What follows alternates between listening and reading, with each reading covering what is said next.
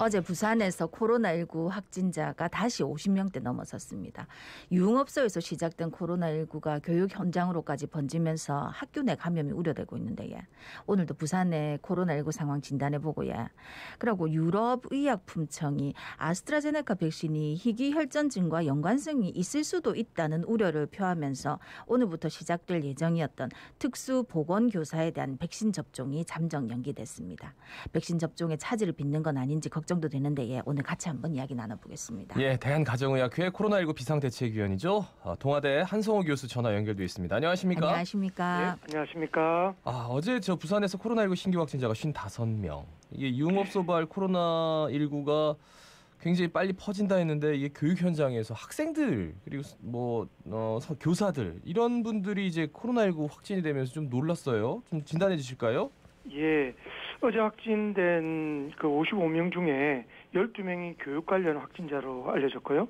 이 중에는 이제 초중고 학생 4명, 교직원 3명, 그리고 교육지원청의 직원 4명 이렇게 하고 6일날 그 부산대학교 병원과 이렇게 교육청 지원청까지 합하면 누적 확진자 수가 벌써 12명 훨씬 넘는 숫자가 되었습니다. 그런데 이 확진자의 확산 추세가 교육 현장까지 되고 또 교육 현장에서는 또 밀접할 수밖에 없는 환경이기 때문에 그런 환경에서 확산세가 훨씬 더 커질 가능성이 많아서 굉장히 긴장하고 있는 상황이고요. 특히 이제 서구 원양 프라자에서 지금까지 누적 확진자가 총 25명으로 늘었고 유흥업소 종사자 4명, 관련 주체 8명에서 부산 지역의 누적 관련 확진자만 310명을 기록했습니다.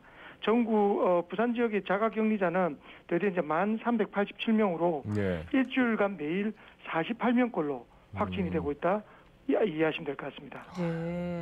그러니까 이제 그분들이 감염이 돼가지고 또다시 가족 간 감염으로 퍼지니까 이러면 감염 확산세가 더 커지는 거 아닌가 이런 걱정이 많은데 어떻게 보십니까? 맞습니다. 원래 감염 중에 가장 확산이 우려가 같이 거주하는 가족 간의 이제 그 감염인데요. 학생들이 결국은 또 이제 그 집에서 지내는 시간이 많고 그런데 확산은 분명히 퍼질 것 같은데 다행인 건 온라인 수업을 대부분 하고 있는 학교들이 많기 때문에 학교 조사가 이런 확산에 불구하고도 많지는 않답니다. 현재 조사가 진행 중인 학교는 5곳이기 때문에 근데 5곳뿐만 아니라 증상이 조금이라도 의심되는 학생이나 학부모는 반드시 빨리 선별지사를 통해서 검사를 해서 확산세를 막는 데 가장 중요한 것은 증상이 없는 그런 확진자를 찾는 것이 중요하기 때문에 조금이라도 증상이 있거나 불편하면 선별진료소를 통해서 검사를 꼭 받기를 부탁드립니다.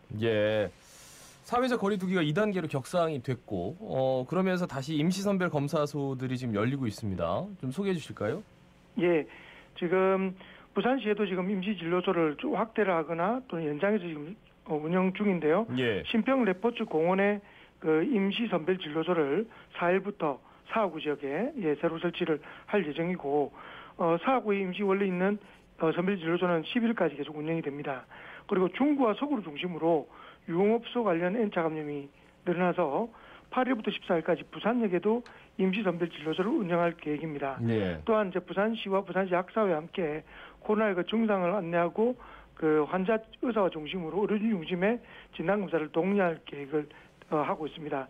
제일 중요한 것은 2단계 격상 이후에 그 보건소, 의료기관, 선별진료소에서 역학적 연관성 또는 증상이 있고 없고에 상관없이 누구나 무료로 코로나19 진단검사를 받을 수 있기 때문에 조금이라도 이런 가능성과 걱정이 되시는 분들은 빨리 이런 그 검사를 통해서 확진 여부를 확인하는 것이 중요할 거라고 생각합니다.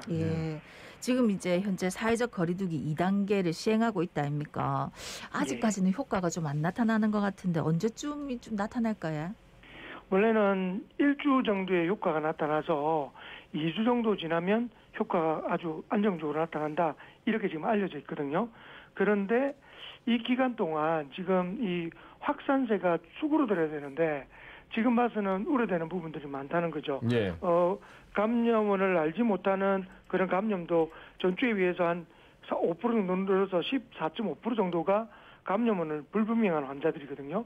그런 걸로 봐서는 2단계를 격상을 했지만 과연 지금의 어떤 확산 추세가 잦아들까도 걱정이고 전국적으로 또 확산세가 늘어서 오늘은 700명대를 기록할 것이라고 예측을 하고 있는 상황입니다. 그런 부분을 봤을 때는 2단계 격상에 따라서 감염자가 확산세가 줄기를 바라지만 그러지 않을 수도 있다라는 조심스러운 전망도 하고 있습니다. 네. 백신 얘기 좀 해볼게요. 예. 유럽의약공청이 아스트라제네카 백신 접종 후 나타난 혈전이 좀 이게 아스트라제네카와 연관이 돼 있는 것 같다. 예. 그럴 수도 있다. 그래서 현재 조사 중이다라고 하는데 예. 이 시간을 통해서도 아스트라제네카 백신에 대해서 이게 우려가 더 나오는 이유가 뭐 여러 가지 이유가 있는데 이렇게 공식적으로 우려가 있다. 그래서 이제 검토해야 된다. 이렇게 나온 거는 굉장히 이례적이어서요. 어떻습니까? 예. 유럽식품의약청은 이제 이례적이지만 희귀혈전 발생 사례에 대해서는 연관성은 있어 보인다라는 발표를 했었고요. 전체 접종자가 1,800만 명인데 이 중에 30명이 혈전이 생겼고 30명 중에 비교적 굉장히 드문 내정맥 혈전증 같은 희귀혈전증이 22건이 발생이 됐습니다. 예. 그래서 이제 이게 연관이 있을 것 같다라고 해서 조사를 해서 발표하기도 해서 원래 옥스퍼드 대학에서 이제 아동에 대한 그 아스트라제네카 접종에 대한 임상 실험을 하고 있었는데 이것도 역시 잠정적으로 중단을 했습니다. 그런데 1시간 전에 EMA에서 그 유럽식품의약청에서 발표를 했는데 결론적으로는 연관이 있어 보이나 이러한 연관에 대한 매우 그 가능성이 낮고 발생의 가능성이 낮고 그리고 특별한 연관을 찾기 어렵다. 그래서 나이에 대한 제한은 특별히 필요하지 않다. 물론 잠재적 위험성은 있지만 이득이 더 많기 때문에 접종은 지속돼야 된다라는 이야기를 발표를 했습니다. 했는데 이제 대신 추가되는 것은 뭐냐면 접종하고 난 뒤에 좀 모니터링, 다시 말해서 접종하고 난 뒤에 관찰이 좀 특별히 필요할 것 같다라는 그런 주의도 덧붙였는데요. 대표적으로 명시한 주의가 호흡 곤란, 가슴 통증, 다리가 붓고 지속적인 복부 통증, 심각하고 지속적인 두통, 그리고 주사 범위를 넘는 그 시퍼렇게 멍이 드는 그게 아주 범위가 넓다. 이런 게 있다면 의료진과 꼭 상담하라는 주의가 첨부가 되었습니다. 이런 걸로 봤을 때는 굉장히 주의에 대한 부분이 있지만 접종이 계속 지속돼야 된다라고 결정을 내린 것 같습니다. 네. 어쨌든 간에 접종은 하는 게 낫다고 하는데. 근데 말이 그러니까 차라리 접종하지 마세요. 괜찮아요. 해도 돼요. 이렇게 하면 되는데 그렇게 보이나 발생이 크게 낮고 이렇게 해가지고 이제 앞에 너무 많은 것들이 이렇게 말이 이렇게 있단 말이에요. 그러면 결국은 이제 현장에서는 이거를 맞느냐 안 맞느냐 본인이 선택해야 된다. 뭐 이런 식으로 들려가지고 말이죠. 예, 제가 이걸 이제 조금 더 우리 청취자분들한테 쉽게 설명을 하면 이게 예방 접종이든 뭐든 이런 그 의료 관련된 부분은 조그만 잠시만의 일부의 부작용이라도 만약에 보고가 되면 철저하게 조사하는 것이 원칙입니다.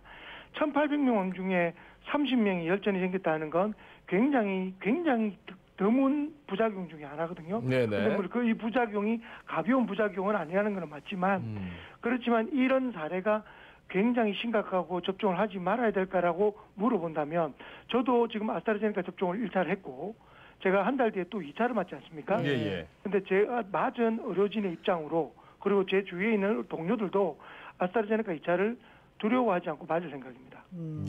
이유는 만약에 이렇게 우리가 그 접종할 기회를 놓친다면 전 국민이 맞는 접종률이 떨어질 것이고 결국은 코로나19를 극복하는데 굉장히 지장이 될 것입니다.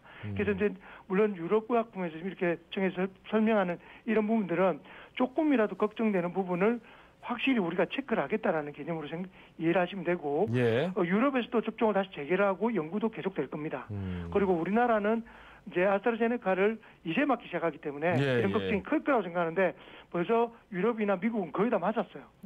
그렇기 때문에 이런 부분들은 더 많은 국민들이 벌써 맞았고 심각한 부작용은 그렇게 많지는 않았다라고 생각하시고 이런 부분은 오히려 의료기관이나 우리 국내 의료진들이 철저하게 관찰해서 국내에서는 발생하지 않는지 주의 깊게 관찰하고 보고하는 것이 더 중요할 거라 생각합니다. 1,800만 명 중에서 30명 정도가 이상 반응을 보였다.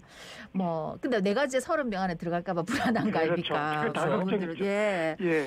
이해합니다. 충분히 이해합니다. 예, 그래서 이제 우리나라에서도 60세 미만 아스트라제네카 접종 조금 한시적으로 중단하고 원래 오늘부터 특수 보건교사 대상으로 하려고 해도 그것도 약간 미뤘더라고요. 예, 맞습니다. 일단 그 유럽 EMA에 보고가 나오기 전까지는 잠정적으로 국내에서도 접종을 중단하기로 했는데요. 오늘 발표가 나서 이 발표를 추진단에서 다시 회의를 열어서 다시 접종을 할 것이냐에 대한 결정을 하게 될 겁니다. 제가 이제 잠정적으로 말씀드리기로는 그 아마 접종은 지속될 것인데 접종하기 전에 그 어떤 주의사항에 대한 부분은 첨부될 것이라 생각됩니다. 네. 옆에서 좀 관찰을 잘 해야 되고 예. 1,800만 명 중에 30명이 됐다. 예, 그거 좀 유념하시고 접종하실 때 너무 많이 두려워하고 스트레스 많이 안 받으셨으면 좋겠습니다. 예. 어차피 저희들도 아마 희망적으로. 아스트라제네카 맞을 것 같아요. 네. 그렇죠. 이거 안 맞을 수도 없고 우리가 한번 희망을 가지고 잘 갔으면 좋겠습니다. 네. 예, 동아대 한성원 교수였습니다. 고맙습니다. 고맙습니다. 예, 고맙습니다.